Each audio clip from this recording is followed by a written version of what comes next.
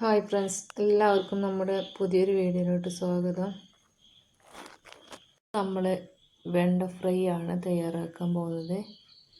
അപ്പോൾ രാവിലെ നമുക്ക് കുട്ടികളൊക്കെ സ്കൂളിൽ പോകാനൊക്കെ ഉണ്ടെങ്കിൽ വളരെ പെട്ടെന്ന് തയ്യാറാക്കി എടുക്കാൻ പറ്റിയ ഒന്നാണ് കേട്ടോ ഈ ഒരു റെസിപ്പി.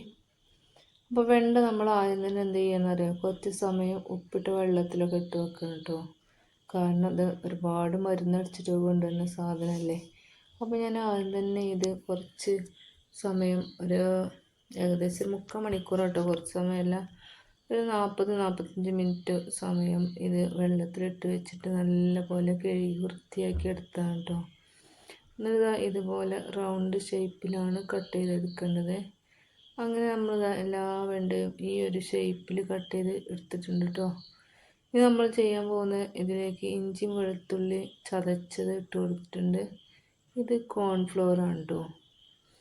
കുറച്ച് കോൺഫ്ലോർ പൊടി ചേർത്ത് കൊടുത്തു, 1.5 ടേബിൾ സ്പൂണ്. 1/4 ടേബിൾ സ്പൂണ് മഞ്ഞൾപ്പൊടിയും മുളക് പൊടിയും കൂടെ ചേർത്ത് കൊടുത്തിട്ടുണ്ട്. ഇനി നമുക്കിതിലേക്ക് ആവശ്യത്തിനുള്ള ഉപ്പും കൂടെ ഇട്ട് കൊടുത്തിട്ട് ഇതുപോലെ മിക്സ് ചെയ്തെടുക്കാം കേട്ടോ.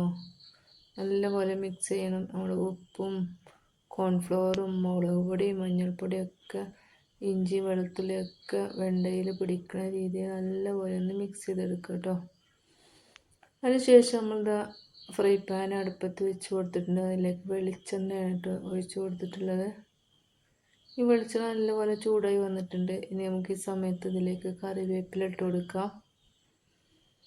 ഇനി നമ്മൾ നേരത്തെ മസാലയൊക്കെ തേച്ച് വെച്ചിട്ടുള്ള വെണ്ട ഉണ്ടല്ലോ, അതാ ഇതുപോലെ ഇട്ട് കൊടുക്കാം കേട്ടോ. എരിവൊക്കെ ഇഷ്ടമുള്ള ആളുകളാണെങ്കിൽ ഇതിലേക്ക് പച്ചമുളക് ഇട്ട് കൊടുക്കാം കേട്ടോ.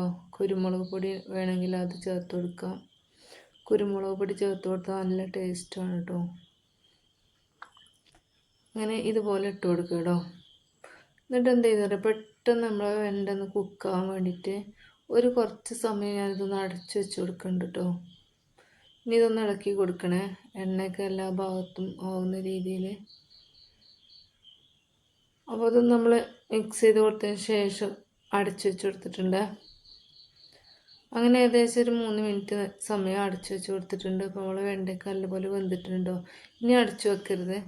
ഇനി ഇതാ ഇങ്ങനെ കിടന്നിട്ട് നല്ലപോലെ വെന്ത് വരും കേട്ടോ. ഇതൊന്ന് മൂത്ത് കിട്ടിയാൽ മതി.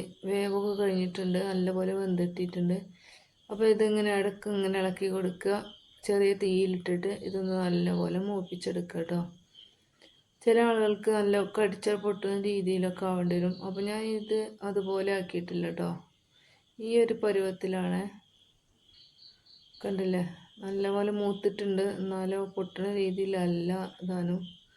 ആ ഒരു രീതിയിലാണ് കേട്ടോ ഞാൻ തയ്യാറാക്കി എടുത്തിട്ടുള്ളത്.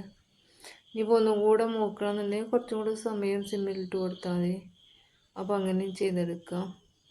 അപ്പോൾ ഞാനിവിടെ നല്ലപോലെ മൂപ്പിച്ചെടുത്തിട്ടില്ല കേട്ടോ. നല്ല അത്യാവശ്യം മൂത്തും ചെയ്തിട്ടുണ്ട്. എന്താ ഈ ഒരു പരുവത്തിലാണ് കേട്ടോ നമ്മുടെ വെണ്ട ഫ്രൈ ഉണ്ടാക്കിയിട്ടുള്ളത്. അപ്പോൾ ഇനി വെണ്ട കിട്ടുന്ന സമയത്ത് പൊരിക്കുന്ന സമയത്ത് ഇതുപോലെ ഒന്ന് പൊരിച്ച് നോക്കാം കേട്ടോ. നല്ല ടേസ്റ്റാണ്, കുട്ടികൾക്കൊക്കെ ഇഷ്ടപ്പെടും. കുട്ടികൾക്ക് ലഞ്ച് ബോക്സിലൊക്കെ ആക്കി കൊടുക്കാൻ പറ്റിയ നല്ല റെസിപ്പിയാണ് കേട്ടോ. അപ്പോൾ നമ്മുടെ വെണ്ട ഫ്രൈ ഇഷ്ടപ്പെട്ടിട്ടുണ്ടെങ്കിൽ ചാനലൊന്ന് സബ്സ്ക്രൈബ് ചെയ്ത് സപ്പോർട്ട് ചെയ്യാൻ മറക്കരുത്. അപ്പോൾ അതിന് വീഡിയോ ലൈക്ക് ചെയ്യാൻ മറക്കരുത്. അടുത്ത നല്ല വീഡിയോയുമായി വീണ്ടും കാണാം.